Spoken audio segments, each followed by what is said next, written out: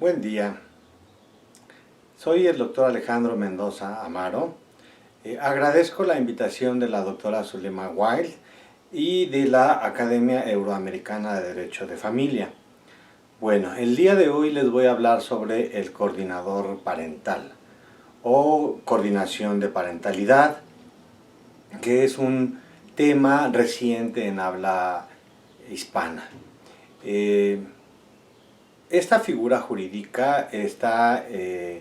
nació inicialmente en Estados Unidos, posteriormente se implantó en Canadá y España ha tenido una evolución importante. El coordinador parental es una figura jurídica en el cual se ve que es necesaria en los casos de divorcio conflictivo. Pese a que existen otras figuras jurídicas que intervienen en los procesos de divorcio y de guardia y custodia, lo que sería la justicia terapéutica, lo que sería también la mediación parental, las convivencias supervisadas y otra serie de mecanismos o actores dentro de los sistemas de justicia familiar para los casos de divorcio, pues se vio que las indicaciones judiciales, los acuerdos y los convenios a los que se llegaban pocas veces se llevaban a la práctica. Entonces, un buen porcentaje de los casos de divorcio, guardia y custodia con el paso del tiempo se volvían litigios contenciosos, litigios conflictivos y consumían una buena parte del tiempo de los juzgados, haciendo que estos sistemas pues bueno, se saturasen y llegaran a un extremo de una desafortunada ineficacia, no porque los procuradores de justicia quisieran que fuese de esa manera, sino porque dadas las circunstancias particulares de las familias que caen en un encono, que caen en un conflicto, pues bueno, al darse cuenta que era difícil el seguimiento de las indicaciones judiciales, pues optaban por ignorarlas. Entonces, a partir del análisis que se hace de la escasez de seguimiento de los acuerdos firmados y de los fallos, pues es que surge esta figura del coordinador de parentalidad. Y el coordinador parental, pues bueno, es una figura psicojurídica que está plasmada dentro de los mecanismos legales, los marcos legales, los referentes legales que existen en algunos países y que en determinadas circunstancias se puede activar. Entonces, el coordinador de parentalidad tiene la función de guiar a la familia, pero con una visión centrada en el interés superior del menor. Particularmente, todo va centrado en torno al interés superior del menor y son intervenciones que podemos decir psicojurídicas en tiempo real. El coordinador de parentalidad pues, es un profesional que en algunos lugares ya se estableció como un posgrado requisitado para poder desempeñar esta función y que una vez que se activa esta figura del coordinador de parentalidad va a iniciar un contacto con ambos padres y con el niño, van a tener unas entrevistas y la fase inicial generalmente ambos padres piden que la primera entrevista sea junto con su abogado. Una vez que se establece la fase inicial, hay un consentimiento informado en el que ambos padres están de acuerdo en la gama de funciones muy específicas que tiene el coordinador de parentalidad y una vez que se da inicio formal, que se indica por vía judicial, que se hacen las entrevistas y que se explica que todas las intervenciones serán dirigidas, encaminadas al bienestar superior del menor, es así que entonces inicia propiamente las funciones del coordinador de parentalidad. El coordinador de parentalidad tiene amplias funciones en relación a una supervisión, a una psicoeducación, a poder llegar a acuerdos, a mediar, estando presente en los escenarios reales. Es decir, el coordinador de parentalidad no va a estar en su oficina y va a llamar a los padres, a los niños, sino por el contrario. El coordinador de parentalidad puede ir al parque, al punto de encuentro, a las casas de los progenitores, a las escuelas, a las actividades extracurriculares que tengan los niños, y tiene una función de mediar en tiempo real, psicoeducar, llegar a un diagnóstico sin que esto sea un peritaje, pero es un diagnóstico muy valioso porque es in situ, es decir, no es fuera del escenario familiar como son los peritajes, sino es un diagnóstico de el desarrollo y el devenir diario de las familias. Entonces, es más difícil que las familias pretendan burlar o simular o quedar bien como en un proceso de peritaje, que muchas veces las pruebas psicológicas se invalidan por esta deseabilidad que los padres y a veces aleccionamiento que se les da a los niños. Y en las funciones de los escenarios reales del coordinador de parentalidad es muchísimo más difícil que se dé esto, ¿no? Además, los programas del coordinador de parentalidad están sumamente estructurados, es decir, está lo que sería la entrevista inicial, lo que sería el abordaje y el desarrollo, el análisis de las condiciones de la familia, posteriormente lo que serían los acuerdos más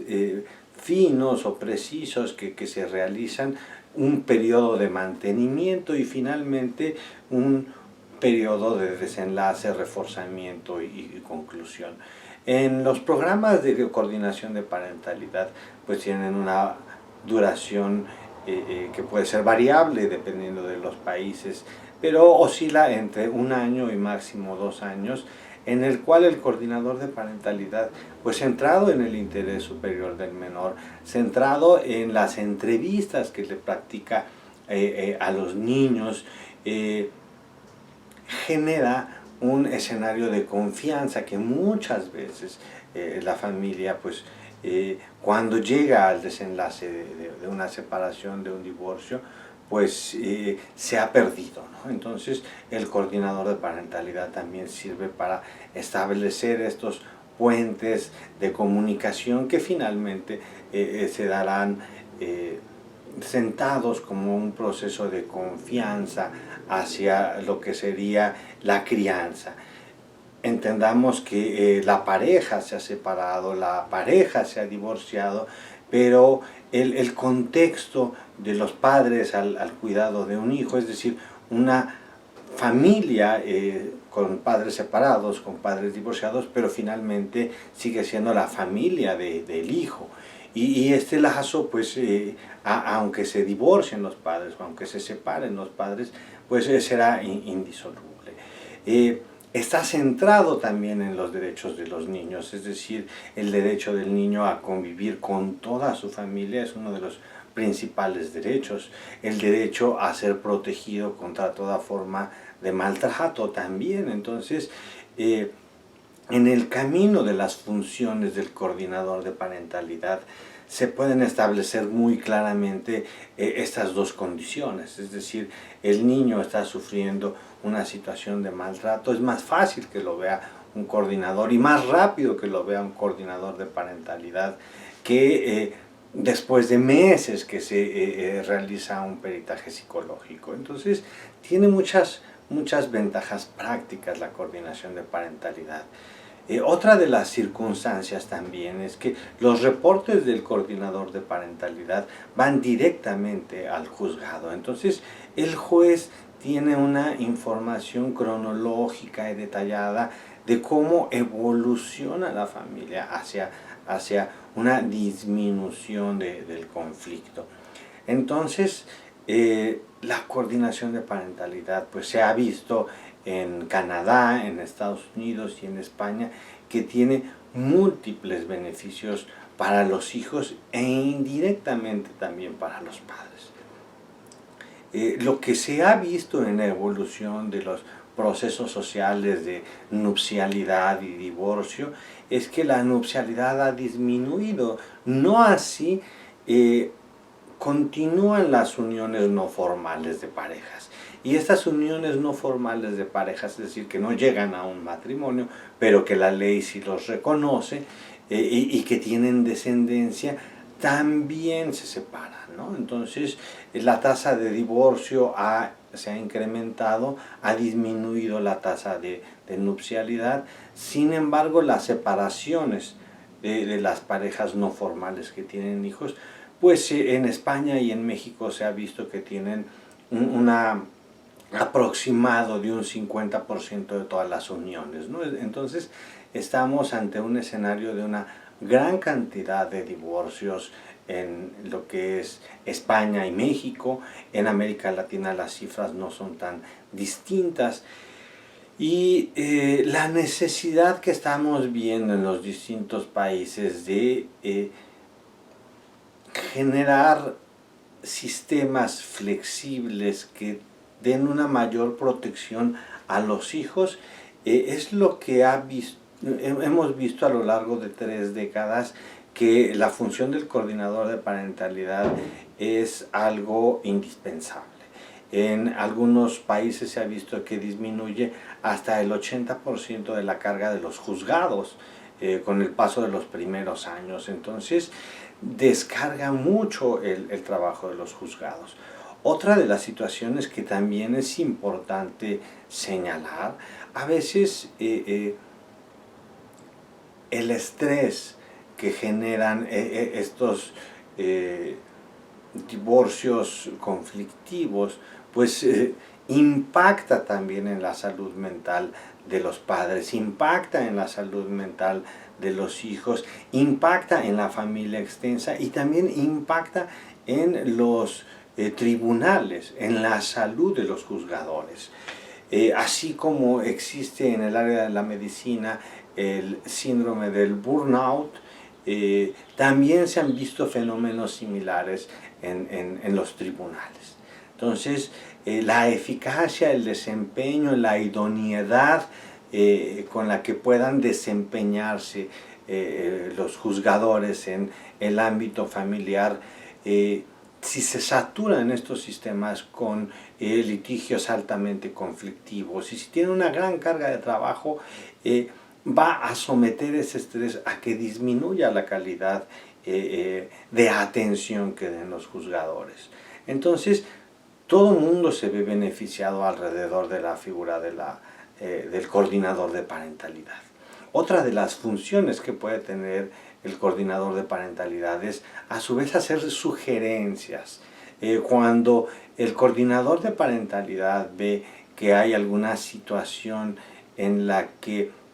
se sospecha que uno de los padres requiere atención psicológica o atención psiquiátrica, o que los hijos también lo requieren, puede hacer las recomendaciones al tribunal para que el juez lo solicite a los padres y, de ser necesario, sea una terapia con indicación judicial, pero una terapia de indicación judicial oportuna. Y esto, ¿por qué lo mencionamos? No queremos decir que los padres y los litigios contenciosos estén única y exclusivamente caracterizados de gente que tiene problemas o trastornos mentales. Si nosotros analizamos la epidemiología psiquiátrica, que en los últimos 20 años la Organización Mundial de la Salud ha logrado estudiar bien, pues se observa que más o menos una tercera parte de la población mundial tendrá un trastorno mental a lo largo de su vida. Y muchas veces se detonan en situaciones de alto estrés, equivalentes o el alto estrés que podríamos observar nosotros en un proceso de separación y divorcio con escenarios de litigio contenciosos. Entonces puede ser que se detone un nuevo un trastorno mental que requiera atención y que la atención va a mejorar en mucho la calidad de vida del padre que requiera o que acuda a la atención. Y por otro lado, su calidad en la crianza también va a mejorar, es decir, no va a impactar directamente en los hijos o en su comunicación con la pareja. Entonces, si vemos la epidemiología psiquiátrica, si quitamos ese estigma, si una de cada 3 personas podemos llegar a tener un trastorno mental a lo largo de nuestra vida, pues sería frecuente encontrarlos en los litigios familiares. Entonces, en ocasiones son preexistentes al divorcio o hasta preexistentes a la unión o al matrimonio. Entonces, es muy importante que también la justicia terapéutica no sea tan burocrática, es decir, es menos probable y es más tardado que la justicia terapéutica sea activada a través de los mecanismos convencionales, que es escritos, solicitudes, muchas veces poco asertivamente guiadas por los litigantes, y en muchas ocasiones las personas lo llegan a sentir como una agresión, a que el coordinador de parentalidad en un diálogo, en un entendimiento, en una orientación dirigida hacia que eso va a ser lo mejor para el niño, logre que se vea la utilidad del tratamiento y que a su vez se haga la sugerencia para que finalmente el juez sea el que emita la recomendación o la indicación. Entonces, lo que se ha visto de la figura del coordinador de parentalidad es que ha sido francamente un éxito para mejorar la calidad de vida de las familias que se separan, para velar por el interés superior del menor, para respetar los derechos humanos de los hijos, de los niños, niñas y adolescentes. Entonces, estamos viendo que es el camino a seguir, que es la figura que le puede dar ese seguimiento, ese acompañamiento, esa calidez que muchas veces es difícil encontrarla en los circuitos judiciales. Entonces, pues América Latina requiere que tengamos esta figura pronto en nuestros sistemas judiciales. Y la experiencia, por ejemplo, en la provincia de Quebec es muy interesante, puesto que a partir de una reunión que se realizó de sociedad civil, haciendo la propuesta al sistema judicial de Quebec, pues en menos de un año se logró su implementación. Entonces eso ocurrió en el año 2000, hubo una reunión, se establecieron compromisos, el sistema judicial de la provincia de Quebec lo tomó como una situación muy positiva. Se reunieron las distintas asociaciones y colegios de profesionistas, se asesoraron con la Asociación Americana de Psicología, que ya tenían un poquito más de experiencia y de conocimiento en el campo, y en menos de un año estaba ya echado a andar el sistema de la provincia de Quebec. Entonces, lo que también queremos transmitir es que no solamente es la necesidad de poder beneficiar a las familias con este sistema, sino la prontitud con la que se puede hacer, la experiencia que se ha visto en otras regiones donde se pueda tener. Una ventaja que tenemos en América Latina es que ya hay programas de posgrados universitarios en España, hay asociaciones de profesionistas, de estos especialistas ya formados en la coordinación de parentalidad. Estos programas también, algunos se ofrecen en modo semipresencial, hay que ir a España para concluir el estudio. Ya algunos líderes en el campo de la materia familiar, psicólogos, abogados, se han formado las primeras generaciones latinoamericanas en este sistema semipresencial con las distintas instituciones que hay en España. Entonces, la barrera del idioma también hace que no sea tan difícil la transición en este momento para Latinoamérica. También las características, la idiosincrasia cultural que tiene España con el legado que hubo en Latinoamérica también es algo fundamental. Entonces, y recientemente acaba de salir un libro de participación de autores, de expertos mexicanos, un mexicano, otro profesional colombiano y otro de España, en materia de coordinación de parentalidad, que acaba de salir el año pasado de editorial Manual Moderno. Es una obra sencilla, muy bien realizada, llena de referencias bibliográficas y basadas en lo que sería la psicología jurídica basada en evidencia, es decir, con un alto grado de rigurosidad científica, que nos habla también ya desde la perspectiva, desde el neuroderecho. Entonces, es momento de dar vuelta a la página de los escenarios poco flexibles que han desafortunadamente, y sin que la intención fuera así, que han hecho que estos procesos judiciales se cronifiquen, se agudicen y que los únicos perdedores sean pues los hijos y en detrimento de todo el sistema familiar que serían ambos padres y familia extensa. Entonces, pues es una invitación para seguir trabajando, capacitándonos y preparándonos en esto que parece ser el futuro de la situación, el futuro de la legalidad del ejercicio en materia familiar. Pues bueno, me despido, gracias a la Academia Euroamericana de Derecho de Familia por la invitación y a la doctora Zulema Guay. Que estén muy bien.